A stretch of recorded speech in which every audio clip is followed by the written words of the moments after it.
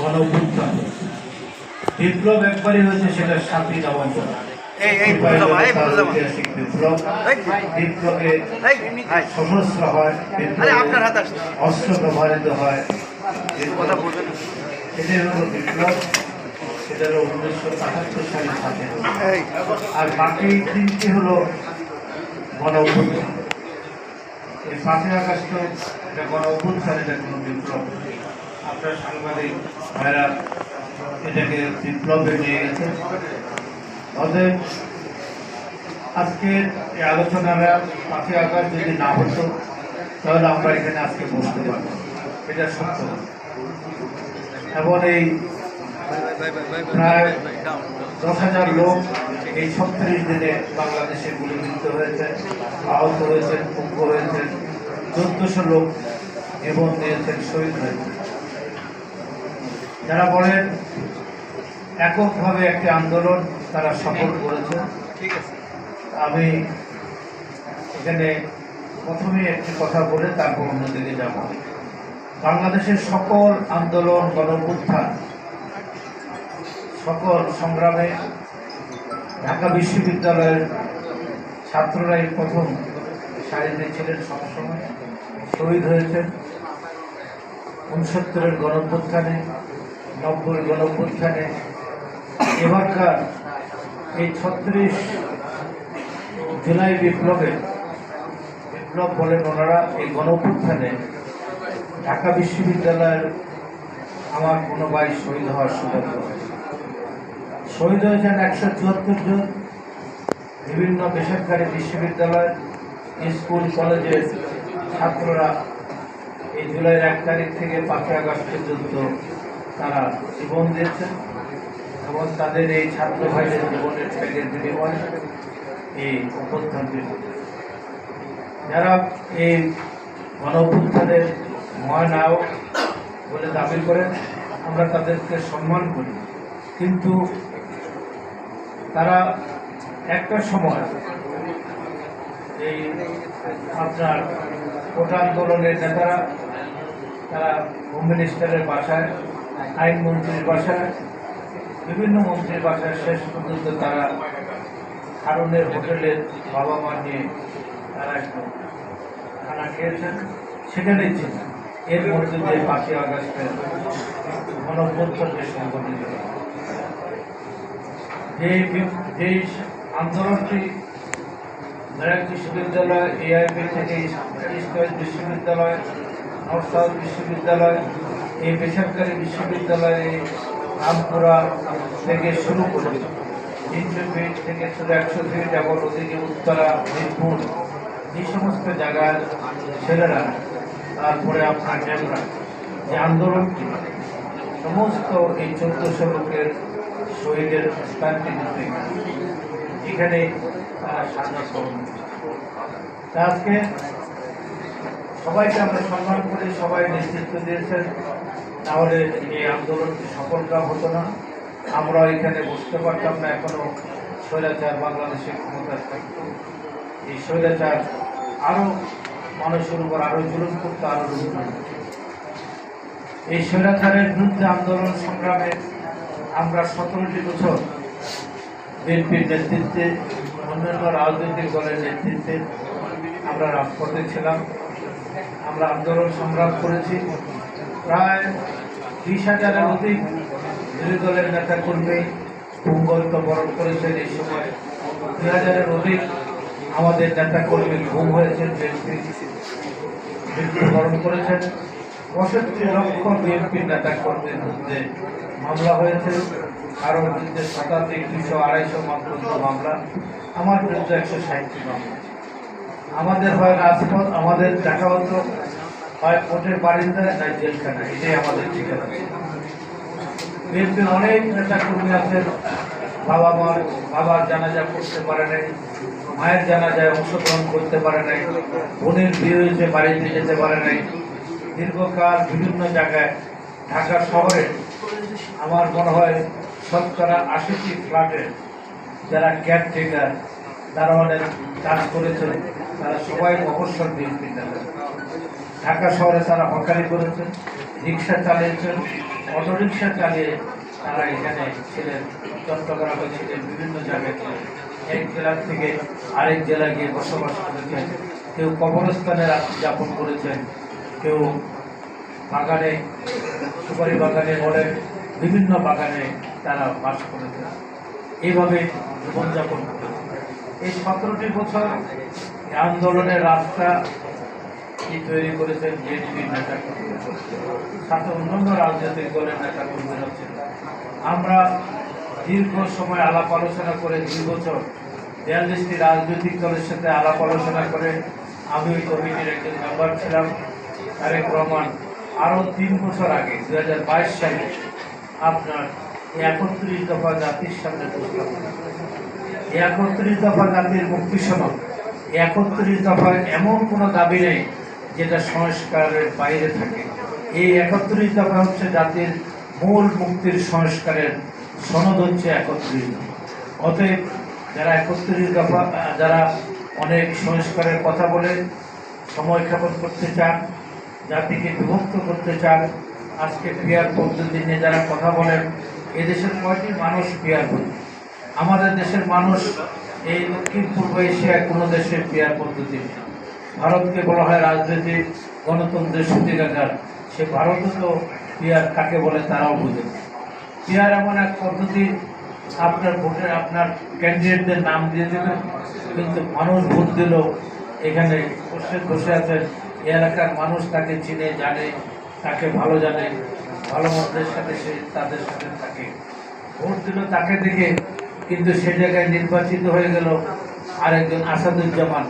এই আসাদুজ্জামান কিন্তু এলাকার মানুষ ঠিক, উনি সংসদে কথা বলতে পারবেন, কিন্তু এলাকার মানুষ, আমাদের দেশের মানুষের সবসময় চিরাচরিত ভাবে একটি হলো, সে তার এলাকার জনপ্রতিনিধি নির্বাচিত করে, সুখ দুঃখের কথা তার কাছে যায়, তার বাড়িতে যায়, এটাই হলো নিয়ম। অতএব এই পিয়ার পদ্ধতি বাংলাদেশের শতভাগ মানুষ শিক্ষিত হবে।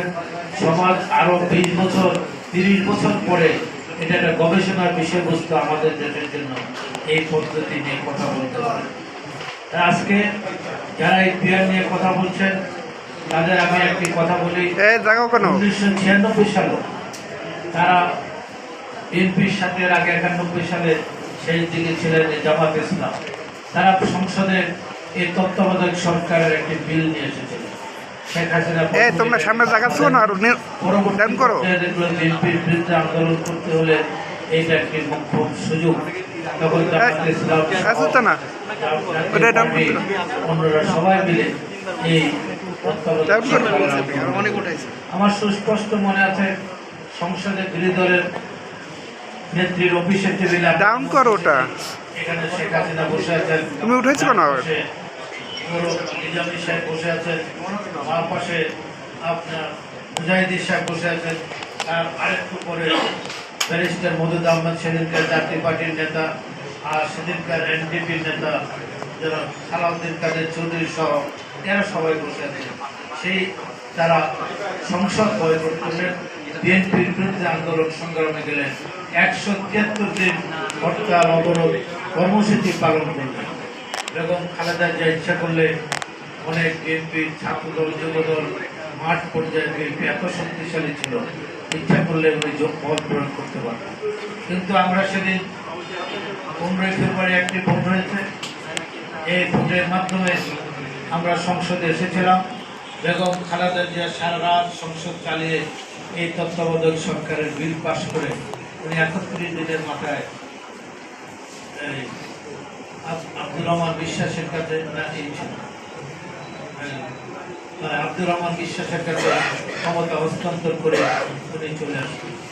এরপর আরেকটি নির্বাচন হয় 96 সালে, সেই নির্বাচনে আওয়ামী লীগ বিজয় লাভ করেন।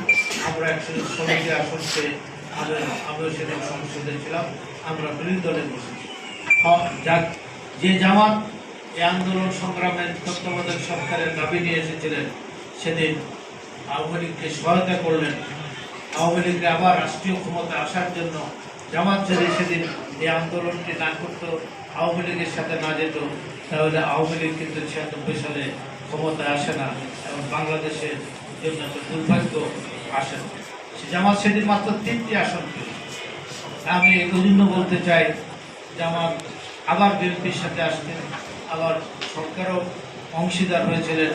এখন আবার জামাত যেদিন 5ই আগস্ট ক্ষমতাচ্যুত হলো, শেখ হাসিনা পালিয়ে গেলেন, এরপর থেকে উনি একবার জামাতের আমির বললেন, আমরা আওয়ামী লীগকে মাফ করে দিলাম। যারা বিভিন্ন শিল্পপতি বাংলাদেশের যারা জঘন্যভাবে শেখ হাসিনাকে ফাইন্যান্স করেছেন, বিদেশিদের তাবেদারি করেছেন, সেই সমস্ত শিল্প প্রতিষ্ঠানের অফিসে গিয়ে তাদের হেলিকপ্টারে করে বাংলাদেশ ঘুরে বেড়ালেন আর সবাইকে বললেন মাফ করে দিন। এমন আমরা দেখতে পেলাম অনেক লুটেরা আওয়ামী লীগের আজকে জামাতের সদস্য হয়ে তারা আবার শপথে ফিরে আসছেন, তারা নাকি জামাতের মতন। আমি জামাতের কথাটা এই জন্যই বললাম। আরেকটি কথা আমার স্মরণ আছে, 1986 সালে ধানমন্ডির একটি বাসায় আমরা সারা রাত বেগম জিয়াকে নিয়ে উনি বৈঠক করেছেন, স্টাডি কমিটি বৈঠক করেছেন। সেদিন নির্বাচন কে যাবে কে যাবে না, হোসেন মোহাম্মদ এরশাদকে স্বীকৃতি দেওয়া হবে কি দেওয়া হবে না। আমরা দেখলাম সারা রাত মিটিংয়ের পরে অনেক আগেই মধ্যরাত্রিতে শেখ হাসিনা, জামাত ইসলাম সহ বাংলাদেশের সমস্ত রাজনৈতিক দল নির্বাচনে চলে গেল। সকালের ফজরের নামাজের আজানের পর বেগম খালেদা জিয়া সাংবাদিক সম্মেলন উনি সুস্পষ্টভাবে বললেন, হোসেন মোহাম্মদ এরশাদকে স্বীকৃতি দেওয়ার জন্য আমি বেগম খালেদা জিয়া বিএনপিকে নির্বাচনে উনি সুস্পষ্টভাবে সেদিন জামাত সহ আওয়ামী লীগ সহ অন্যান্য রাজনৈতিক দলগুলো সেদিন নির্বাচনে অংশগ্রহণ করলেন এবং হোসেন মোহাম্মদ এরশাদকে স্বীকৃতি দেওয়া হলো একটা পার্লামেন্টের যেতে পারল। তাই আজকে বাংলাদেশের অনেক রাজনীতির কথা, আজকে যে বিহারের কথা, এটাও আজকে জাতিকে বিভক্ত করে। আমাদের দেশের মানুষ যে জিনিসটি জানে না, চিনে না, সেই পিয়ারটি নিয়ে আবার জামাত বাংলাদেশের মাঠে হাজির হয়েছে। এটা কাদের স্বার্থে? আজকে আমরা কাদের সরাসরি করছি, একে অপরের বিরুদ্ধে কথা বলছি, কিন্তু যারা এই 17 বছর দেশটাকে লুণ্ঠন করে 30 লক্ষ কোটি টাকা বিদেশে পাচার করে নিয়ে গেল, যারা এই দেশের মানুষের উপর অত্যাচার করলেন, 10,000-এর অধিক মানুষকে হত্যা করলেন, হাজার হাজার নেতা কর্মীকে কুঙ্গত্ব বরণ করতে হলো, এবং তাদের কথা কেউ আজকে বলছেন। বলছে কাদের কথা? অমুকে লুট করছেন, অমুকে দোকান দখল করেছেন, অমুকে ওইখান থেকে আপনার জবরদস্তি চাঁদাবাজি করেছেন।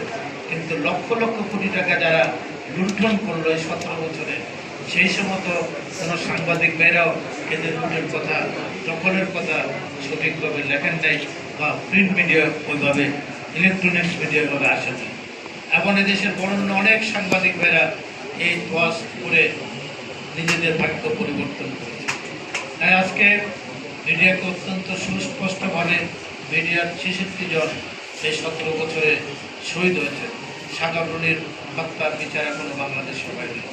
তাই আমরা বলতে চাই, আগামী দিনের বাংলাদেশ গড়তে হলে একটি জিনিস আমরা 2022 সালে তারেক রহমান যেটি জাতির সামনে হাজির করেছেন, 42টি রাজনৈতিক দলকে নিয়ে সূক্ষ্ম সবার সাথে দীর্ঘ 2 বছর আলাপ আলোচনা করে আমরা 2022 সালে এই 31 দফা, বিএনপির 27 দফা ছিল, খালেদা জিয়ার হিসাব ঘাটে ছিল, এগুলো থেকে সব জায়গায় সমস্ত রাজনৈতিক দলের সব কিছু নিয়ে সবার সাথে ঐক্যমত করে ঐক্যমতের ভিত্তিতে 31 দফা।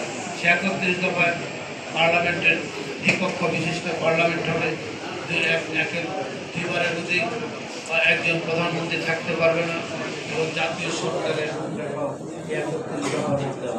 ক্ষমতায় গেলে কি কি কাজ করা হবে, শিক্ষা থেকে শুরু করে কৃষি থেকে শুরু করে এদেশের নারী সমাজের, ছাত্র সমাজের, সমস্ত মানুষের, এবং আমাদের প্রতিরক্ষা ব্যবস্থা কী হবে, দেশের স্বাধীনতার সার্বভৌমত্ব কীভাবে রক্ষা হবে, এই 31 দফার মধ্যে আছে। এই 31 দফা জাতির রক্ষা কবচ হিসেবে ওদিন তারেক রহমান জাতির সামনে উপস্থাপন করেছে।